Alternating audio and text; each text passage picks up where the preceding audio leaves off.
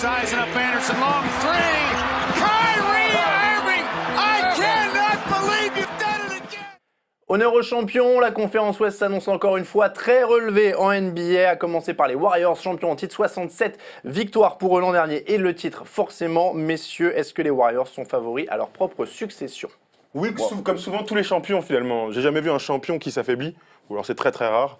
Les Warriors, ça fait partie de ce... Les Bulls 98, c'était un peu affaibli. Ouais, un peu affaibli, mais après un tripit, donc je pense que... Non, bon. mais Mais sur le principe, bien sûr qu'ils sont favoris. C'est une équipe qui travaille dans la continuité, c'est une équipe encore jeune, on en parlera un petit peu plus tard. Voilà, ils ont gagné 67 matchs la saison dernière. Saison historique pour la franchise. Il n'y a pas de raison pour qu'ils ne soient pas l'un des favoris pour gagner cette année.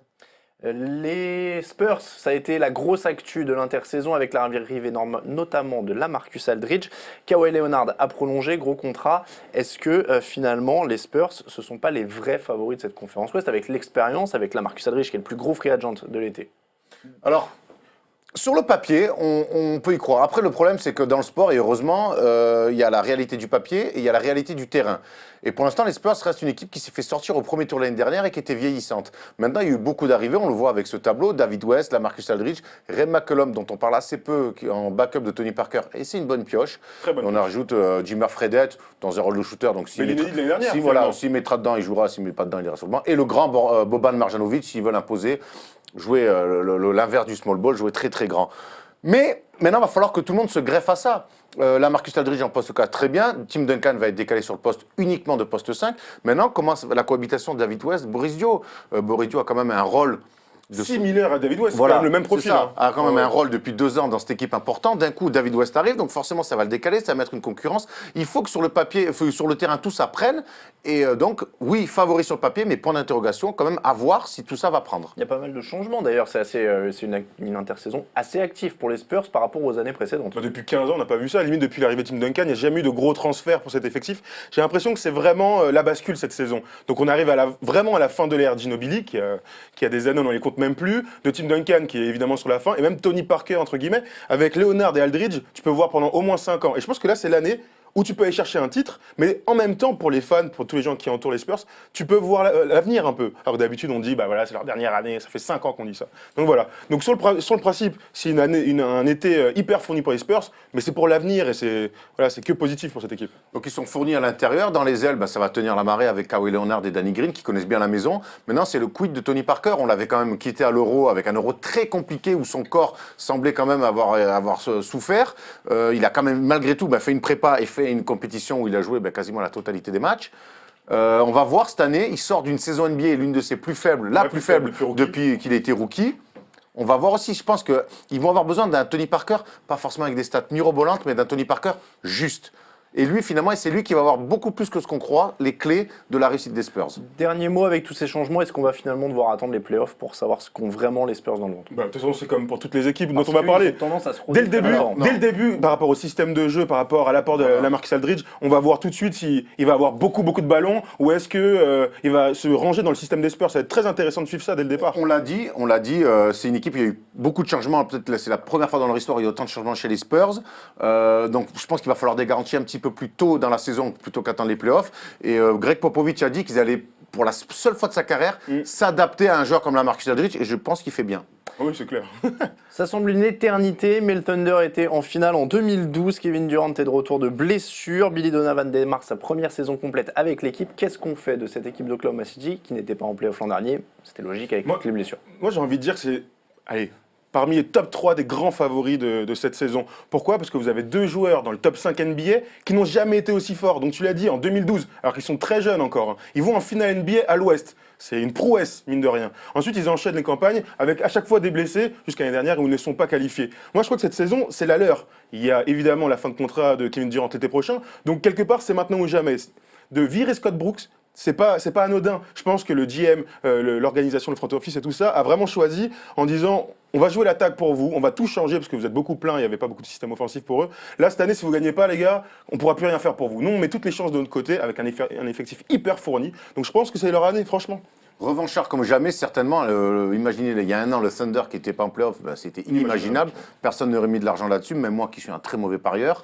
C'est vrai que voilà, ce duo-là, Durant-Westbrook, Ibaka qui va revenir aussi d'une grave blessure, qui avait raté les playoffs l'année dernière, la resignature de Kanter, ils ont du matos. Didier Augustin qui avait montré de belles choses. Maintenant, moi, ce qui me fait peur chez le Thunder, c'est l'année ou jamais. Dès que c'est l'année ou jamais.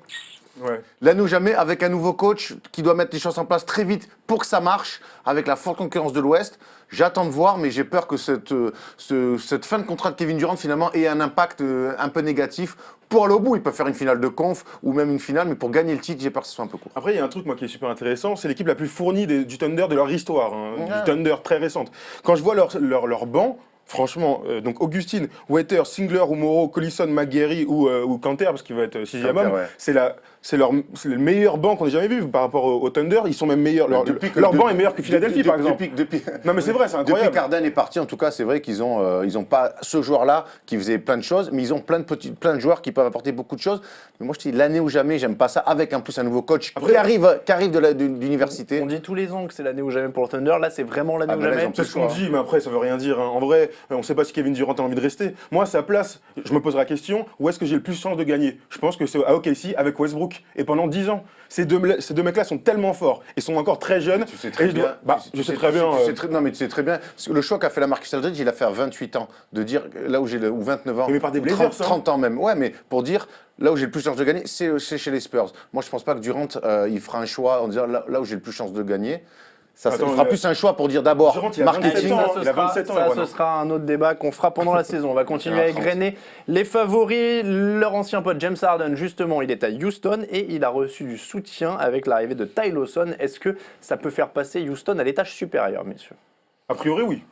L'étage supérieur, c'est les finales NBA, donc c'est pas gagné pour eux. Maintenant, dans la cohésion de leur équipe, ça va amener des choses. Enfin, un créateur, un vrai bon meneur. Alors, c'est pas un All-Star, mais c'est un vrai bon meneur, solide, bon passeur, peut mettre des paniers et surtout va apporter de la création à l'extérieur. L'année dernière, Beverly n'est pas un créateur, Prigioni n'est pas un créateur et surtout quand Beverly était blessé, ça a été à la main, ils ont souffert, même si Prigioni est plus que respectable. Là, ils vont amener James Harden, si tu vas doubler sur lui, derrière, si tu laisses Lawson dans la création, il va faire payer. Et ça, c'est intéressant sur les lignes extérieures. Mais même pour appuyer ton propos, c'est vrai qu'aujourd'hui en NBA, quand tu as un seul créateur, ou en tout cas un seul mec qui va porter la balle pour créer pour les autres, et pour lui, comme James Harden, même s'il est très très fort, il a fait une saison de MVP, c'est toujours mieux pour aller très loin en play-off, d'avoir un deuxième mec qui, quand ça va un peu moins bien, il met un peu moins de tirs, je sais pas quoi, ils prennent la balle et ils jouent pour lui, mine de rien, parce qu'il est capable de faire des passes, de mettre des tirs, mais il va jouer pour lui et en plus il est clutch. Et donc, avec Beverly, il était très complémentaire, James Harden, mais avec lui, tu récupères quand même un mec plus fort offensivement. Rien que pour ça, ça élève le niveau de l'équipe. Ça va décaler Beverly sur le banc, qui va apporter un vrai impact défensif. Et ça peut être pas mal. Et tu peux faire jouer aussi Beverly et Lawson en même temps, je pense, pour justement avoir des gros défenseurs sur le poste 2. C'est une option en plus pour McHale, qui lui aussi devra évoluer un petit peu dans son coaching.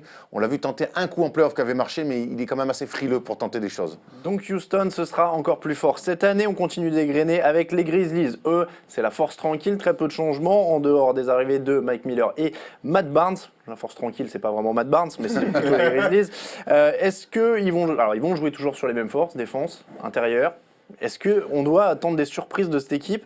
Et est-ce qu'au final, maintenant, ils n'auraient pas dû changer quelque chose? Parce que ça fait des années qu'ils font la même chose. Pour moi, la seule chose qui doit changer à Memphis, s'ils veulent franchir un palier, c'est-à-dire aller plus loin qu'une demi-finale de conf, ou même une finale de conf, ça leur est arrivé. Mais c'est incroyable. Oui. À d'autres, c'est jamais arrivé.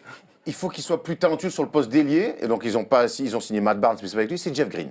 Jeff Green qui est arrivé en cours d'année la saison dernière. Pour apporter ça, il a plus ou moins bien fait en saison régulière, il a disparu complètement en play-off. Et cette année, c'est lui sur le poste 3 qui doit apporter cette espèce de dimension talentueuse sur le poste. Mike Conley à la main, à l'intérieur Randolph, Gasol, on connaît les garanties. Maintenant, sur le poste 3, il faut que Jeff Green apporte ce qu'il a réussi à apporter avec Boston, ce qu'il a pu faire même plus tôt dans sa carrière avec le Thunder. Il faut même si c'était sur un poste 4, il faut que Jeff Green soit à son niveau, et là, ils pourront vraiment être un vrai favori. Pour revenir sur ta question, moi j'ai une stat assez incroyable par rapport aux Grizzlies. C'est la 4e saison où ils sont à plus de 60% de victoires, et la 3e à plus de 50 victoires à l'année. Quand tu es sur une dynamique comme ça, c'est difficile de tout changer. Même si tu arrives à la fin avec Zach Randolph. Tu cales au dernier niveau. Tu fais une finale de conférence. Moi, je veux bien, mais Non, mais d'accord. Perdre chaque année en finale ou en demi-finale de conférence à l'Ouest, Oui. ça me paraît des performances assez Alors, c'est exceptionnelles. une équipe très solide, archi respectable, mais tu le vois chaque fois qu'ils perdent, que ce soit en finale de conf ou les nerfs contre les Warriors, ils perdent pour les mêmes raisons, parce qu'à un moment donné, ça manque de talent extérieur notamment. C'est un détail, mine de rien. Mais c'est tu un as la détail. grosse base sur d'accord. des années. Donc c'est pour ça qu'ils perdent tout le temps, ils gagnent comme ils perdent en fait. Tu vois ce que je veux Ah dire ouais, non, mais je suis ils entièrement gagnent, d'accord. ils gagnent en saison régulière et sur le premier et deuxième tour, voire jusqu'au final de conf, parce que c'est solide et que c'est cohérent, mais ça perd parce que ça manque de talent. C'est tout le temps pareil.